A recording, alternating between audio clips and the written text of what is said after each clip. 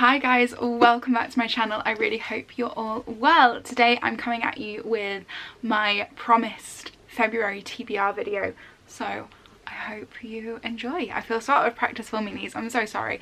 Yeah, anyway, I'm trying to do technically an 80 book year with Goodreads. However, in my head I want to do 100 because I've done 100 the last 2 years. And then yeah, in my head I kind of want to challenge myself to do even more than 100. So I'm aiming to try and do 10 books at least every single month. So far in January I think I'm on book 5, so I don't know if I'm doing so well, but I have read a lot of like 600, 700, 800 page books in January. However, for February I've chosen a bit more of a mix that I feel is going to be a little bit more manageable, and yeah, I'm hoping to fit in 10 books in February. So the first book is How to Be an Overnight Success, Making It in Business by Maria, I'm going to butcher this, Maria Hatzistefanis. She is the founder and CEO of Rodial Beauty and Skincare, and this is basically her personal story of how she became an entrepreneur. And I've honestly had this on my shelves for the longest time and I haven't picked it up and read it, so I thought it was about time. And I am excited to get to it. I have heard good things, and yeah, I think it is just going to be, I don't know how useful it's necessarily going to be. I feel like it might be a little bit like Girl Boss, which I read. I can't remember the name of the woman who wrote that, wow. But you guys have probably seen the Netflix series as well, which was all about the birth and growth of the brand Nasty Gal and how that came about. And I think I bought this at a very similar time actually, and it's just sat on my shelves ever since. So I do need to pick this up and finally read it, and it's a nice short little book, so I definitely think this will be one that I get to in February. I am trying to read a little bit more non-fiction as well at the minute. I'm trying to do this thing where I have at least one fiction and non-fiction on the go at the same time. So yeah, I'm hoping I can keep up with that and read a little bit more non-fiction in 2021. So next up I have mine and my friend's book club pick for the month. Me and my best girlfriends have a book club, and yeah, obviously we read a book once a month and we get on FaceTime and we discuss it with wine, and it's great. It's a great time. For January we've been reading Little Women, and for February this is actually going to be a reread for me, but we're reading The Secret History by Donna Tartt. So this is a dark academia, and it basically follows a group of students at university in Vermont. They're studying classics under a very eccentric professor, and basically things just start to go a little bit awry. Things are a little bit untoward. There's a little bit of danger lurking under the surface, and it all gets a little bit dark. And I love this book. First time I read this, I'm pretty sure I gave it 5 out of 5 stars. I remember there were some bits of this book where I sat reading it and I was like, I don't feel like I'm intelligent enough to understand what's going on.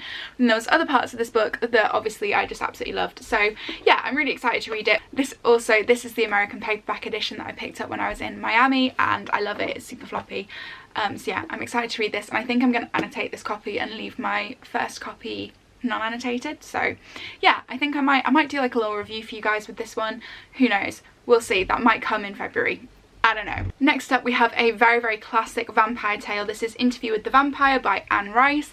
You guys may remember last year I decided to set up a book club called the Bloodsucker Book Club, and I literally did not do very well with that at all, because soon after setting that up I had to go on my little YouTube break. But I started that by reading the Southern Book Club's Guide to Slaying Vampires, and I guess this is the second book that we're going to be reading. I don't know really if it's going to be part of the book club or not at this point. I don't know if that's something I'm going to actually continue. But anyway, this is Interview with the Vampire, and this is, like I say, one of the classic vampire books, and it is essentially an interview with a vampire. It is as simple as that. I have read this at some point in the past, but to be honest I don't remember it. I think I was like 16, 17 when I read it, so I will be interested to read it again. I don't actually think I read the full thing. I think I only read a couple of chapters. So yeah, I'm excited to get stuck into it, and this has been sat on my shelf for a while, so it is definitely time that I get stuck in. A lot of these books, by the way, are like backlist books for me because I have the biggest TBR pile at the moment. I think it's like 50 books or something ridiculous like that. So I'm trying to get through everything that I have on my piles right now before I start actually buying books again. And speaking of books that have been on my TBR pile for a long, long time, we have The Binding by Bridget Collins. So first of all, can we just admire not only how beautiful the cover is, but how beautiful this book is naked? I'm sorry, like, it's just stunning. Like, this is without a doubt the most beautiful book I own, like without a doubt. But this has been sat on my TBR pile for quite some time now, purely because I bought it and then I heard so many mixed and negative reviews about it, and yeah, it's one that I'm actually not looking forward to getting to, but I think I just need to get out of the way because I'm feeling guilty about it being sat there for so long. But this book follows the story of a boy called Emmett who is summoned to be a bookbinder's apprentice and this is a career that's kind of like feared and I think a little bit maybe misunderstood, and essentially he binds memories inside of books, and that is all I really know about it. My friends actually, some of them really enjoyed this, but I think a lot of the people I've seen on BookTube talking about it really didn't rate it. So yeah, I'm a little bit nervous, but we shall see. Hopefully I won't hate it. Hopefully it'll actually be a good time. Next up is one that I'm so excited to get to, and this is American Dirt by Janine Cummins. This one I think is actually a signed edition, I believe. Yes, yeah, it is. There we go. This is, yeah, I'm so excited for this. This is basically the story of a mum who has had to leave her hometown, which I believe is in Mexico. She's had to leave behind everything she knows. She was a well-respected member of her community. She was married to a journalist. Her life was good, and all of a sudden her and her son are fleeing across the Mexican border, trying to get into America and seeking refuge. I believe her husband gets mixed up with the cartels or something, but I'm not 100% certain. But yeah, I remember reading the synopsis of this in Waterstones and being like, holy crap, that sounds amazing, I have to read it. So yeah, I hope it does live up to expectations. I think there might be a part of this where she's having to run from the cartels maybe, like I don't know, I'm just looking at the back and Stephen King said one hell of a novel about a good woman on the run with her beautiful boy. So maybe she does, maybe she's having to actually run from the cartels. But yeah, I am so stoked to read this one. It's a hefty boy, it's a bit of a beast, as is the binding actually. I've got a few thick boys here, but yeah, I'm excited. Okay, going from thick to thin, we have a very, very thin one this time. This is The Good Girl's Guide to Being a Dick by Alexandra Reinworth. Again, this has been on my TBR pile for the longest time. I think I've mentioned it in like 3 different TBR videos, so at this point if I don't get to it this month you guys can yell at me, but this is basically the art of saying what you want, asking for what you need, and getting the life you deserve. It's essentially a self-help book, I believe, about asserting yourself more and learning to just stand up for yourself as a woman and be a little bit more of a dick in a man's world. So yeah, I'm very, very excited to get stuck into it. My mum actually bought this at the same time as I did, and she didn't rate it, so I don't know. I mean, our reading tastes are quite different, so maybe I will get more from it than she did, I don't know. But yeah, I'm stoked to get to it, especially because it is under 200 pages, so this is going to be one that I think I will fly through. Next up, I have the ultimate summer romance tale. I have Call Me By Your Name by Andre Osman. Now, I have not watched the movie, I have not read the book before, but I have heard so many things about this book. And I'm really excited to get stuck into it. Like, I haven't really read any reviews, I haven't properly taken much note of the synopsis because I'm quite looking forward to going into it a little bit blind, but it essentially follows the story of Elio and Oliver and a 6-week summer on the Italian Riviera where they fall in love, and yeah, apparently this is heartbreaking, so I don't know, I'm looking forward to reading it, but I'm also kind of scared that I'm going to be seriously in my feels when I do read it. But this is one of those as well that I really want to watch the movie, so I think I'll probably get to this quite early in the month so that I can watch the film and I guess cry a lot. Who knows? Next up I have another reread, and interestingly I believe another US paperback edition, even though, yeah, this is another US paperback edition, even though I bought it in the UK. This is The 7 Husbands of Evelyn Hugo by Taylor Jenkins Reid. I love this book, like I say, I've read it before. But I wanted to get it in physical copy because I read it on my Kindle. So yeah, I've got my physical copy, and I think I'm going to annotate this one because I just want to be able to like track my feelings and thoughts as I read it.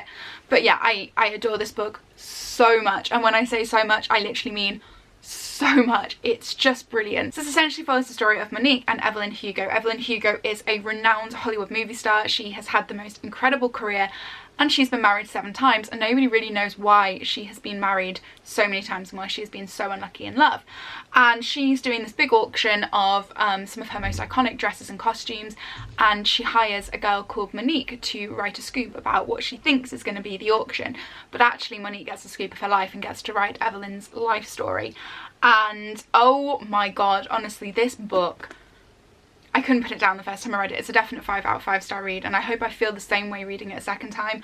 Obviously I know the twists and I know what happens, so I don't know if it'll be exactly the same as a reread, but yeah, I just absolutely ate it up. I loved it, and I finished this book and wish that I could go back and watch all of Evelyn's movies, even though obviously they don't actually exist, which I feel is something Taylor Jenkins Reid does so well, because I read Daisy Jones and the Six and had the same feeling about that too, and I wish I could go and listen to the entire discography of Daisy Jones and the Six. So yeah, very, very similar feeling upon finishing this book, and yeah, I'm really excited to reread it and just see if I get the same kinds of feels the second time around. Next up I have Verity by Colleen Hoover, and I'm actually kind of curious about this copy because I feel like this is self-published, but I feel like Colleen Hoover's a widely published author, so please do hop in the comments and tell me if you know what the deal is with that, because yeah, I'm just really curious. I feel like self-published books have a very distinct kind of feel to them and look to them, if that makes sense. And yeah, I feel like this for sure has that feel and look. But anyway, yeah, this is Verity by Colleen Hoover,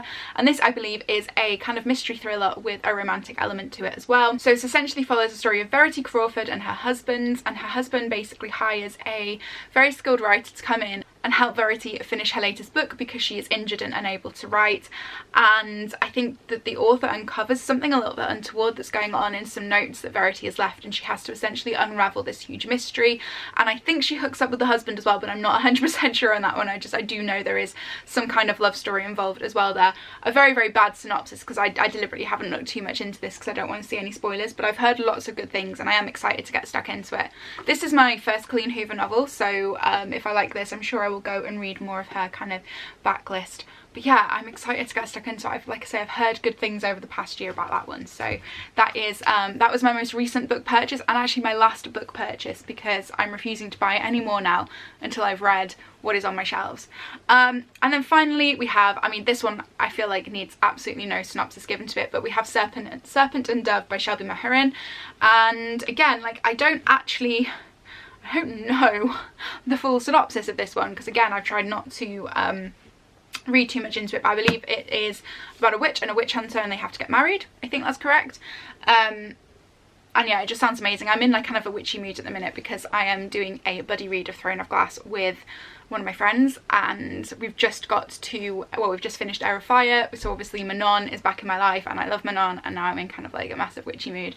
So yeah, I'm excited to get stuck into this. I love the cover of this book. This one's a thick one as well, so I think again it's going to be one of those months where I'm reading a lot of quite heavy books, but I'm excited, and I'm looking forward to reading this because I want to read Blood and Honey as well when I'm done, and yeah, see if I like it. And that is my February TBR video. I hope you guys enjoyed it. As always, if you have, please do give me a thumbs up. Let me know in the comments. Also let me know in the comments what you're reading this month and if there's anything you think that I will enjoy. And don't forget to subscribe if you're new, and I'll see you in my next one. Bye!